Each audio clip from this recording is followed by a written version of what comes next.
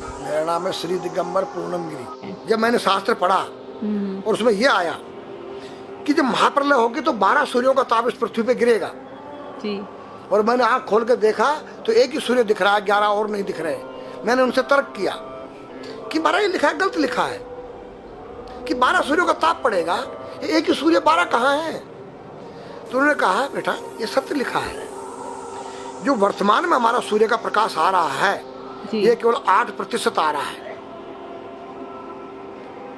92% योजन पृथ्वी पर रुक जा रहा है, जो अल्ट्रावेटिक किरणें जिसको कहते हैं। ओके। यहाँ केवल 8 आ रहा है विटामिन डी को लेकर रेडियम से युक्त होकर। जब योजन पर फट जाएगा, टूट जाएगा तो 12 8 96 डिग्री जब तापमान आएगा तो 12 सूर्यों का ताप पड़ेगा। ये पूरी पृथ्वी आग का गोला बन जाएगी। नागा का स्वरूप है जी, ये महादेव का स्वरूप है जी, एक बालक का स्वरूप है जी। बालक में क्या चीज नहीं होती है? निर्मल मन जन सो मोई पावा, मोई छल छिद्र कपट नहीं सुहावा। तो बच्चे के दिल के अंदर न काम है, न क्रोध है, न लोभ है, न मोह है, न मद है। और नंगा किस तेरी गोद में बैठ जाए, नंगा उसकी गोद में बैठ जाए। तो नागा का रूप एक बालक का स्वरूप होता है जिसके अंदर से विकार रहित हो जाए, उसका नाम नागा है, सन्यासी है, संन्यासमया, तीनों गुणों से रहित हो जाना। ये जो गांजा भांग है ये क्या करता है? तुम्हारी मनोशक्ति को जो है बुरे कामों से डरा देता है। या तो कोई यूज करके देखे। दारू जो है वो तुम्हारी मनोशक्ति को उत्तेजित करता है, पिछली बातों को याद दिलाता है। दूसरा तुम्हारी जो है भांग गांजा तुम्हारी काम वासनाओं को जो है दबा देता है। तो नारी के नंगे स्वरूप को 5 व्यक्ति देख सकते हैं।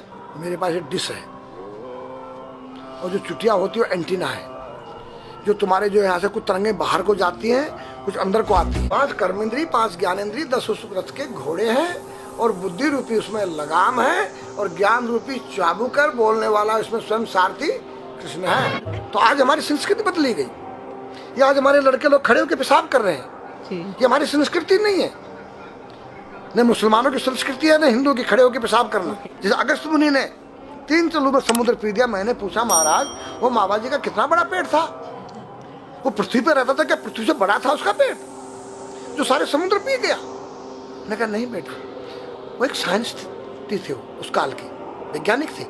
उन्होंने ऐसा केमिकल डाल दिया कि पानी के 2 भागों में बढ़ गया, H2O हो गया और वो आकाश में उड़ गया। आज का जो नौजवान है ये साइंसवादी है, ये हमारी भौतिकवादी और जो हमारी धार्मिक आध्यात्मिकवाद को नहीं मानेगा।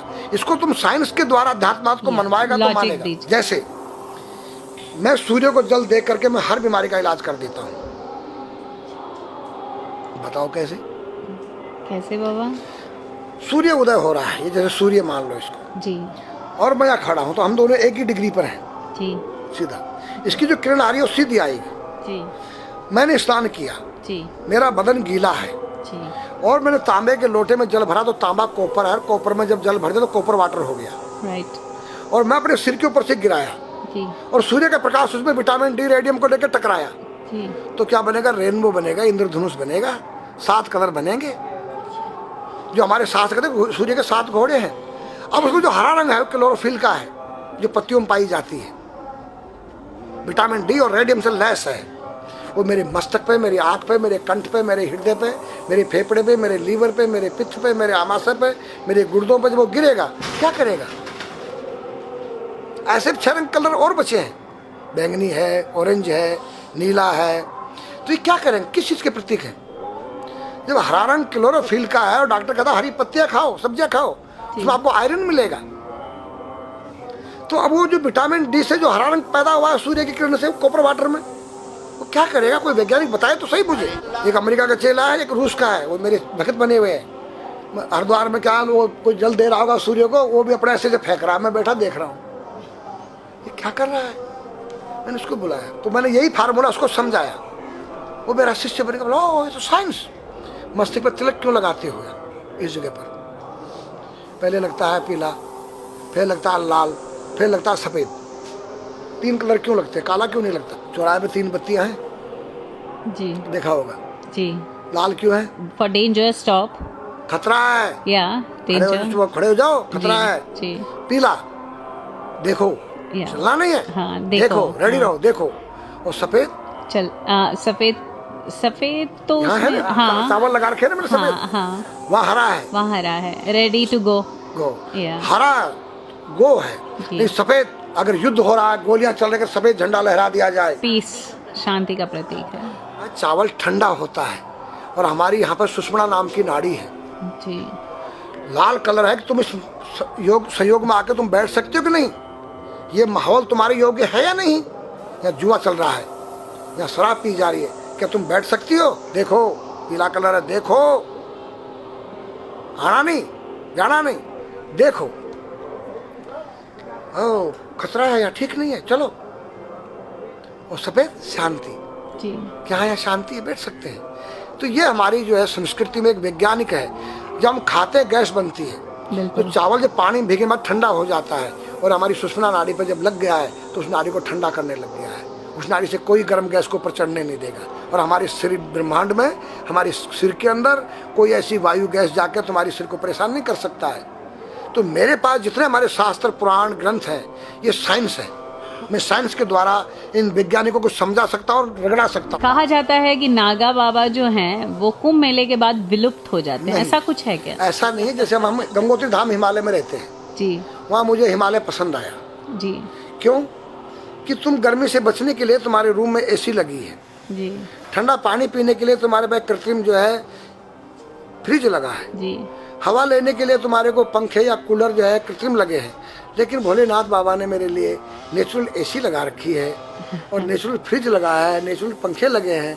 तो जब मैंने सब कुछ त्याग दिया, छाती में तो मैं कुछ लेके नहीं जा सकता हूँ, चाहे मेरे पास अरबों खरबों रुपया हो, जी खाऊंगा मैं उतना ही जितनी मेरी पेट के अंदर भूख है। पढ़ना लिखना ये तो सहज चातुरी, काम धैन मन बस करन गगन चढ़न मुश्किल। काम धैन मतलब अपने वीर्य को कंट्रोल करना, अपने मन को कंट्रोल करना और अपने प्राण को ब्रह्मांड में यहाँ ले जाना। ये खोपड़ी क्या है? ब्रह्मांड है, उसको कहते हैं समाधि। सारे शरीर के प्राणों इकट्ठा करके इस ब्रह्मांड में मस्तिष्क में ले जाके बैठ जाना, जिसको ब्रह्मरंध्र कहते हैं, उस गुफा के अंदर। ये तीन वस्तु मुश्किल है, बाकी सब आसान है। अपरिग्रह मतलब उतना रखो जितना तुम्हें आवश्यकता है, अधिक मत रखो। अब तुम अष्टांग योग जो है पतंजलि लगा रहे हो और व्यापार बिजनेस चालू है, मेरी दूध को ले लो, टूथपेस्ट ले लो। अब मेरा आयुर्वेदिक अंडरवियर आ गया है। मैंने बोला वो कैसा है कि मैंने गंगा जल में जड़ी बूटे के रस में धागे भिगोए थे तब बनाया था। और मेरा दावा है कोई कितना योग कर ले कोई स्वस्थ नहीं रह सकता है, क्यों? खान पीन तुम्हारा केमिकल, वायु में तुम्हारा केमिकल, पानी में तुम्हारा केमिकल। अब जो तुम आरओ का पानी नहीं पी रहे हो, उसके पानी के गुण ही नष्ट हो गए सब। उत्तर को सिर करके सोना क्यों मना किया है साइंस ने? हमारे शास्त्र मना करते हैं। हम उत्तर को सिर करके सोएंगे, दक्षिण को पैर करके। हम जब उठेंगे तो हमारी दृष्टि कहाँ? दक्षिण की तरफ जाती है। दक्षिण में यम का वास होता है। और जब दक्षिण को सिर करके सोएंगे तो हमारा मुंह उत्तर को जाएगा। उत्तर हिमालय है, भगवान शिव का कैलाश है। साइंस कहता है कि पृथ्वी के उत्तर ध्रुव दक्षिण ध्रुव है। पृथ्वी कैसी है पता है?